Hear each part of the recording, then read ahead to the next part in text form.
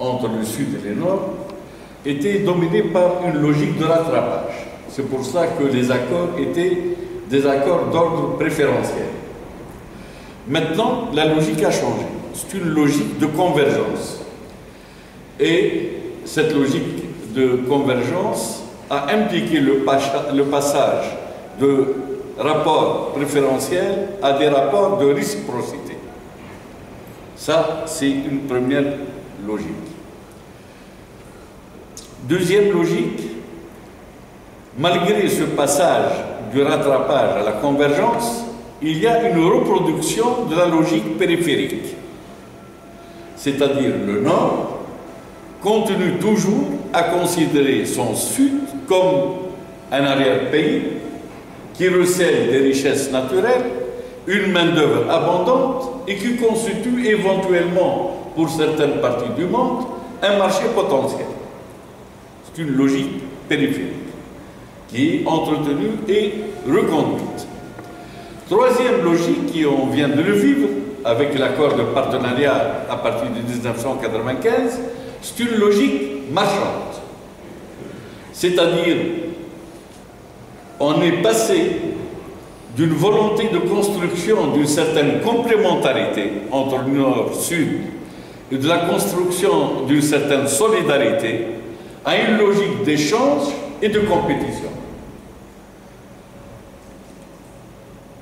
Et la preuve, l'essentiel de réalisation dans le cadre de ces rapports Union européenne-Tunisie a concerné la zone de libre-échange.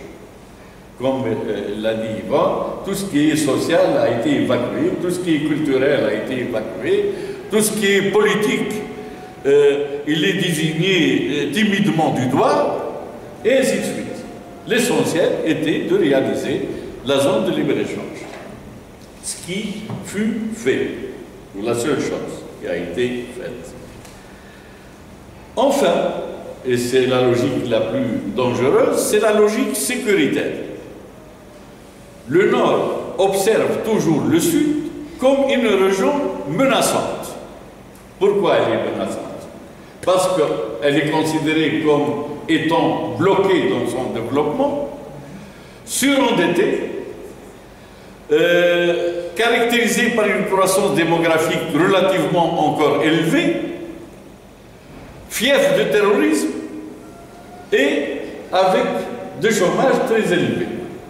Donc c'est une région qui menace et qu'il faut chercher à contenir cette menace par des bricolages, des accords de bricolage.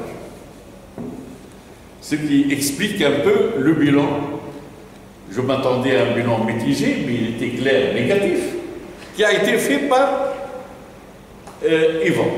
Et je rappelle que rares les bilans positifs, quel que soit le centre qui a fait une tentative d'évaluation, que ce soit économique, chercheurs, politiques, des hommes d'affaires, le résultat, dans le meilleur des cas, était mitigé. Mais la plupart du temps, c'est un résultat net d'échec. Donc, dans ces conditions, quand on entre dans les détails, on n'est pas surpris, justement, des résultats auxquels on aboutit. Parce que dès le départ, on est dans des logiques perverses. Et si on veut améliorer le partenariat, il va falloir une révolution culturelle, des mentalités, pour dépasser ces logiques. Ce n'est pas une mince affaire. Parce que les rapports de force ne l'autorisent pas pour le moment. Je viens maintenant à la Tunisie. Pourquoi on dit que c'est un échec? Les Tunisiens, du moins la société civile, considèrent que ce partenariat, en fait, a débouché sur un échec. Très rapidement aussi, comment on peut apprécier cet échec? Comment on peut l'évaluer? Pour ne pas rester dans les vagues et les généralités. Premièrement, depuis la signature de ce partenariat, il n'y a eu aucun changement concernant le rythme de croissance en Tunisie. On est toujours autour de 4-5% avant 95 comme après. Et on va voir que cet aspect n'est pas seulement quantitatif, quand on l'aborde sous l'angle qualitatif, le résultat est encore pire. J'y reviendrai tout à l'heure. Deuxièmement, et c'est encore l'aspect le plus grave, le système productif est resté figé. C'est-à-dire, il s'élargit, pas figé, c'est-à-dire inerte, au niveau de sa structure, il est resté figé. C'est-à-dire qu'il s'élargit sur la base de la mobilisation des avantages comparatifs de type statique. Quelles sont les activités porteuses de la croissance? C'est le tourisme, qui utilise la richesse naturelle, le soleil, les plages, la mer. Le textile, confection, qui utilise la main-d'œuvre abondante et à bas marché. L'électrique, l'industrie électrique, mécanique et électronique utilise la même chose, une main-d'œuvre abondante et bon marché. L'agroalimentaire, la même chose. Ce sont ces activités porteuses de la croissance qui fait la fierté de l'ancien régime dictatorial et qui, justement, est affiché cette croissance comme signe de performance qui autorisait une certaine légitimité d'un régime défaillant sur le plan démocratique.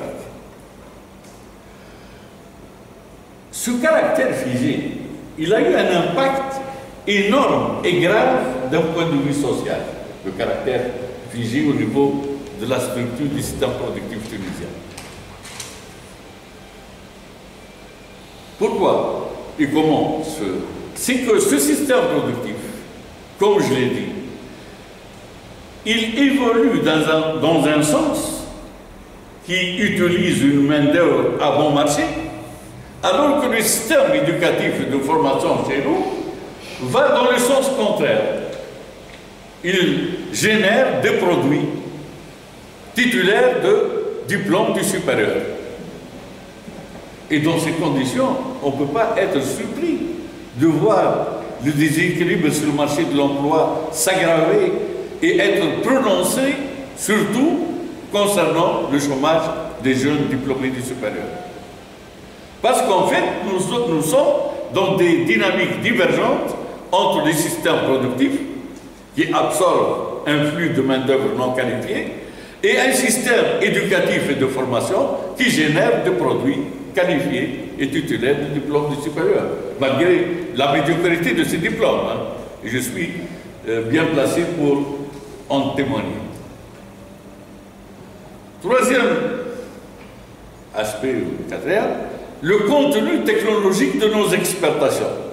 C'est-à-dire, parce que la priorité de priorité dans ce modèle libéral, c'est d'améliorer notre intégration internationale en accroissant nos exportations et nos échanges en général. Or, nos échanges se sont accrus en termes de pourcentage de PIB, mais le contenu de ces exportations, étant donné que le système productif est resté figé, le contenu technologique est resté toujours faible. Faible, c'est-à-dire nous sommes sur un marché très concurrentiel et peu porteur de progrès. Enfin, pour ne pas... Et c'est la chose la plus grave, c'est que le taux de croissance sur le plan quantitatif qu'on est arrivé à maintenir tant bien que mal pendant 20 ans, on l'a fait grâce à des politiques de dumping, de différentes formes. Dumping commercial, l'exemple c'est quand on va en France, on rêve de revenir en Tunisie dans le cadre du voyage à 200 € pour passer 10 jours, tout compris. C'est le dumping commercial, et on le trouve aussi dans le secteur textile et confection, la compétition pour réduire le coût minute de la confection. Dumping fiscal, pour attirer le capital étranger, on renonce à des recettes fiscales de plus en plus croissantes et on sert des subventions financières de plus en plus lourdes sur le budget de l'État. Dumping monétaire, les Tunisiens savent la valeur du dinar. Maintenant, il était de 1,2 dinars pour obtenir 1 euro. Maintenant, pour obtenir 1 euro, il faut payer 2,15 dinars.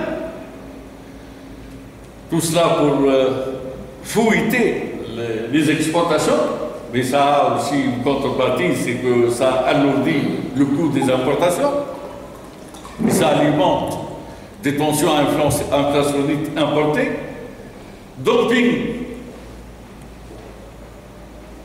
financier, les créances douteuses en Tunisie, qui restent toujours supérieures à 15% malgré un grand effort fourni, alors que même les pays concurrents dans le bassin méditerranéen, là-bas, des créances douteuses dont les engagements bancaires ne dépassent pas 3 à 4% pour beaucoup de pays. Et enfin, dumping social, et ce n'est pas la fin, c'est l'essentiel, l'extension du mode d'emploi précaire dans le cadre de la flexibilité de l'emploi, et pour terminer, le dumping même environnemental, et qui devient très inquiétant en Tunisie depuis quelques années, et qui couvre pas mal de régions à travers le pays. Ça, c'est pour un bilan rapide. La politique de voisinage, c'est un pas, à mon avis, en arrière. Pourquoi? Parce que c'est une politique à la carte. Et elle est faite dans une logique nouvelle qu'on appelle, comme je l'ai dit l'autre fois, more for more. Faire plus pour avoir plus. Et qu'est-ce qu'on fait plus?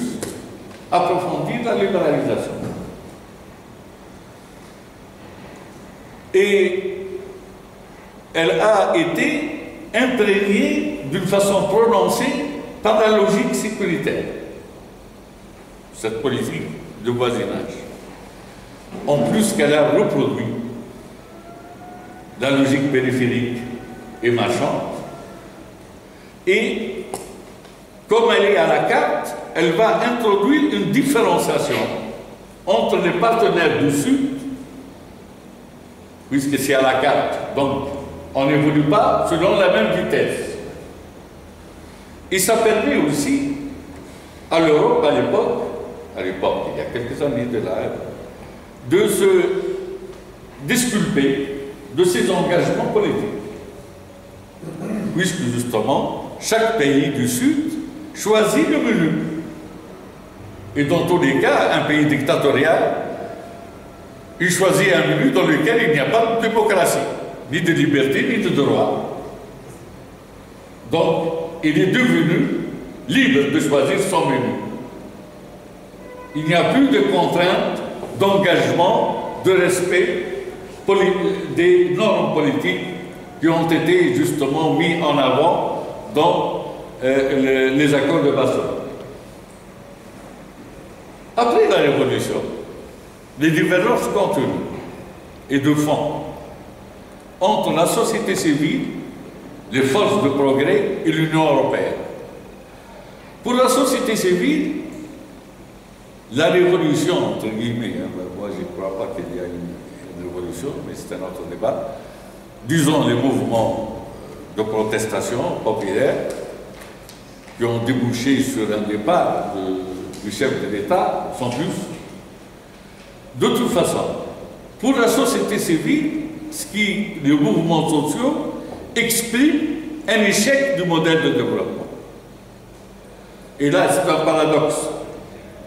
Parce que ce mouvement a pris de l'ampleur en 2010, en pleine période de campagne et de félicitations dont bénéficiait la Tunisie. On saluait les performances tunisiennes, on est classé dans des rangs acceptables et même source de jalousie, de convoitise de la part, d'après le régime ancien, de nos amis comme de nos ennemis.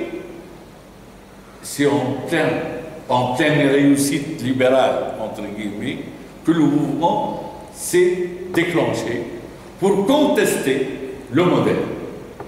Donc pour nous, société civile, cette révolution devrait, en principe, ouvrir la porte à un processus qui consiste à repenser ce modèle, à revoir ce modèle, à corriger ce modèle. Parce qu'effectivement, c'est un modèle qui a des limites. Parce qu'il a insisté sur la croissance aux dépens du développement, il a insisté sur des équilibres macroéconomiques financiers aux dépens des équilibres réels, c'est-à-dire aux dépens de l'emploi, de la répartition des revenus, d'une meilleure égalité entre les régions, d'une meilleure répartition des charges immédiates et futures entre générations, d'un rapport plus équilibré entre l'homme et son environnement. C'est ça les équilibres réels dont on parle. Et qui étaient tous négligés. Et qui a insisté sur l'intégration internationale au dépens de l'intégration nationale. C'est des régions justement déconnectées les unes des autres, sans aucune infrastructure. Nous, on passe notre temps à dire que le nom Maghreb représente un coût énorme pour les Maghrébins, c'est-à-dire le non-intégration maghrébine. Mais on oublie le coût énorme causé par la non-intégration nationale, en termes de croissance, de bien-être, de bonheur, et ainsi de suite. Enfin, ce modèle, il a abandonné toute volonté de prendre en charge son destin. L'État se désengage sans être relayé pour autant par un secteur privé capable de prendre en charge le destin du pays et le développement du pays. C'est un secteur privé qui est resté toujours immature, assisté, en quête d'assistance et d'aide de l'État, sans justement être en mesure de relayer l'État et de prendre en charge justement le développement du pays. Donc c'est ce modèle qui devrait être repensé. Eh bien, l'Union européenne a une autre analyse. Et j'étais témoin parce que j'avais fait partie d'un groupe d'intellectuels arabes qui a fait une mission auprès des institutions européennes pour les convaincre justement de traiter autrement les rapports et le partenariat en prenant en considération un peu les leçons que nous pourrions tirer de ce printemps arabe. Bon, eh bien non, eux, leur analyse est plus simple. Pour eux, il y a eu des problèmes parce que la démocratisation, la libéralisation économique n'a pas été accompagnée par une démocratisation politique. Maintenant, il est temps, puisque la démocratisation politique est en cours, d'approfondir et d'élargir les rapports d'échange. Et nous sommes dans la proposition d'élargissement des rapports d'échange et d'approfondissement de ces rapports d'échange. Et c'est une position, malheureusement, non seulement qui est soumise à une logique sécuritaire, marchande, périphérique, etc., mais une logique opportuniste, qui cherche à faire des avancées sur le plan libéral en profitant d'un pouvoir, certes, on peut considérer qu'il est démocratique, mais quand même provisoire. En plus, qu'il est à la recherche effrénée d'une légitimité extérieure. Parce qu'il sait que la légitimité intérieure démocratique est insuffisante pour lui, pouvoir islamiste. Il reste à convaincre les partenaires étrangers et pour pouvoir les convaincre, il est prêt à faire toutes les concessions possibles et signer n'importe quel accord.